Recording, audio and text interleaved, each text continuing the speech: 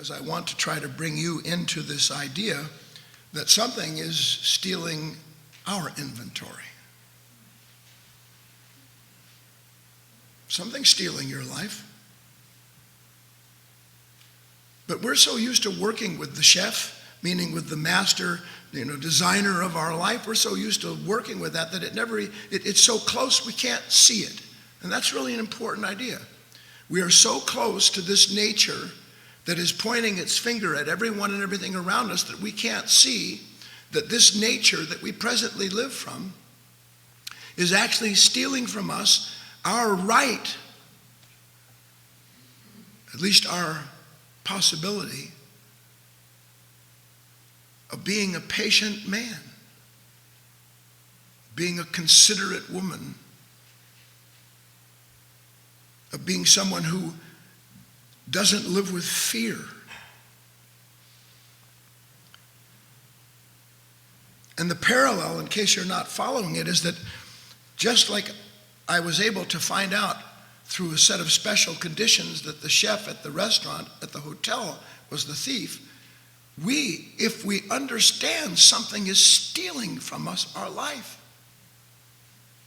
have to create a set of special conditions in order to be able to catch the thief, who is, excuse the pun, cooking your goose.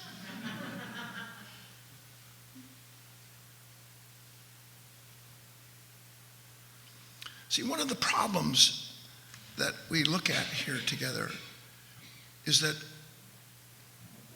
when you're content, you don't think anybody's stealing your life. It's not until the inventory day. It's not until the day when the thing suddenly has to be balanced, and here comes a set of circumstances, and you go to find what you need to deal with it, and you find yourself broke.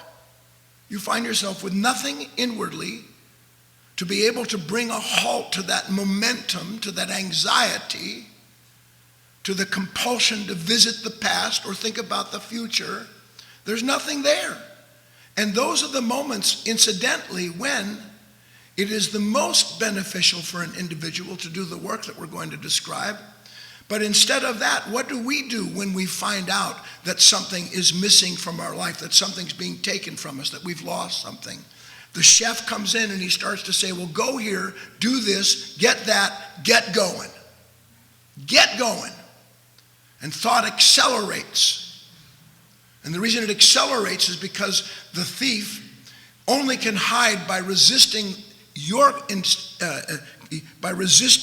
your willingness to discover its presence. I'll explain that sentence now. Number one, how many of you suspect that something in you does steal from you inwardly? You understand that?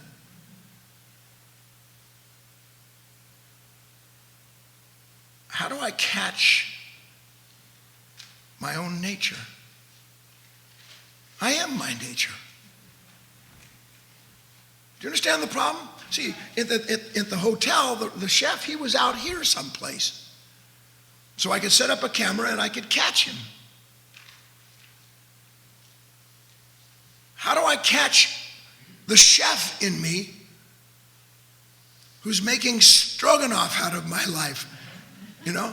How do I find a way to begin understanding that somehow something in me is calling the shots, and I don't know it until I find myself wounded, and even then, whatever goes on continues to explain to me what I have to do so that then I'm free of the feeling of being a captive, of having my life stolen.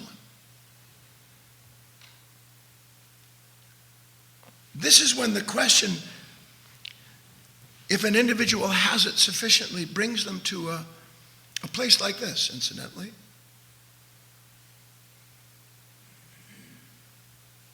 Because of myself, I can't catch myself. I am the thief.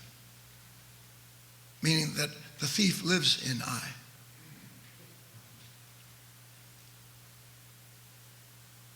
But it is, on the other hand,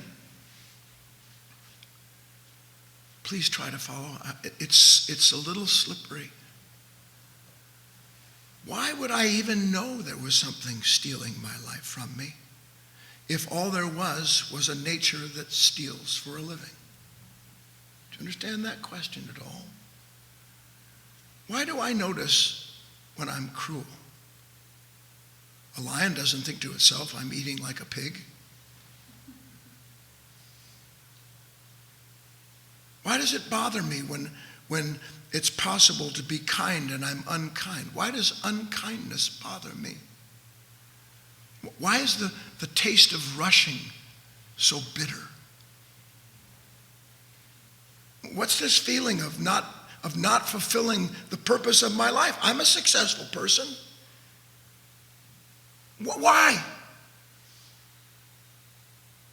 And all of those questions appear in us because in us is another level of being.